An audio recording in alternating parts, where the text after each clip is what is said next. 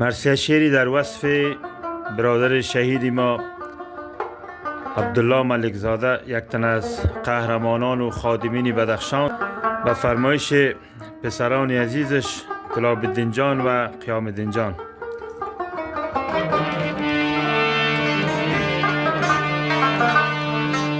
مردان خدا،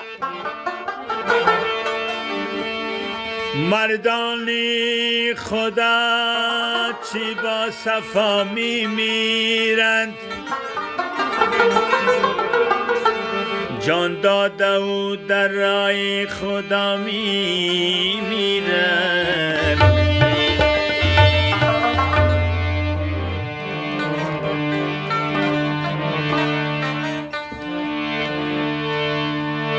پدر رفتی و ما را در میان غم رها کردی،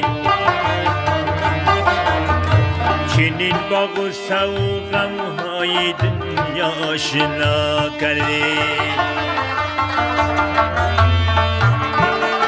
پدر رفتی و ما را در میان غم رها کردی، چنین با غصه و غم های دنیا آشنا کردی.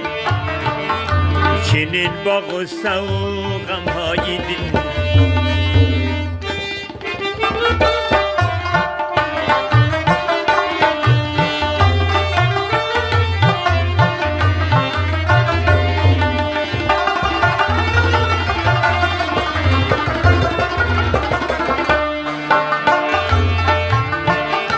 چراغی روشنی در خانه و کاشانه ام بودی، برفتی روزی روشن را سرم شام سیاه کردی. تو بودی قبلگاه و تکیه گاهی زندگی ای جان، نمیشد باورم یک بارگی ترک ما کردی.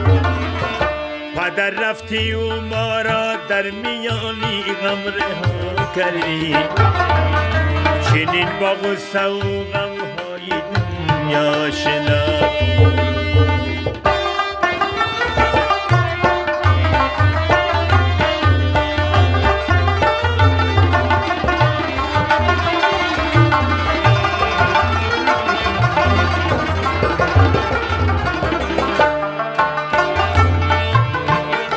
تو خواهان شهادت بودی و گردید نصیبت وای، برای حفظ میهن جان شیرینت فدا کردی.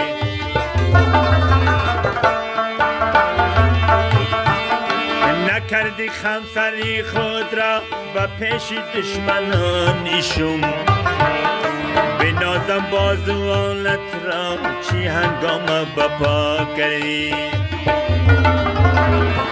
پدر رفتی و ما را در میانی غم رها کردی، چنین با غصه و غم های دنیا آشنا کردی. پدر رفتی و ما را در میانی غم رها کردی، چنین با غصه و غم های دنیا آشنا.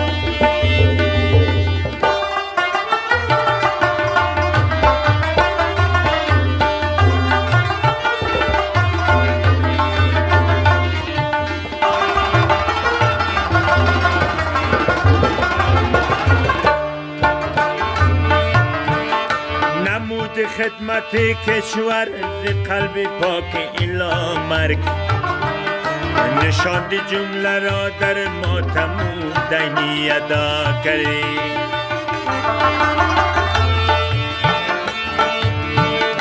گذاشتی بر دل و قلبی گلاب دردهایی را، ولی خاکی مزارت را به چشمم توتیا کردی.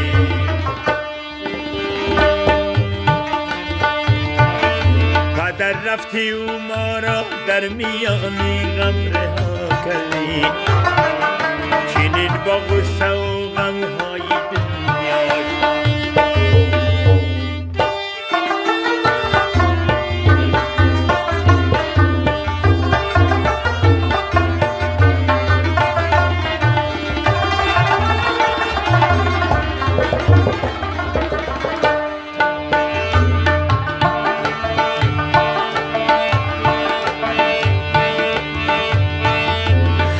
همیشه شیوه و کاری تو قانونیست مظلوم یار که این فردی شهادت را به کاغذی انشا کرده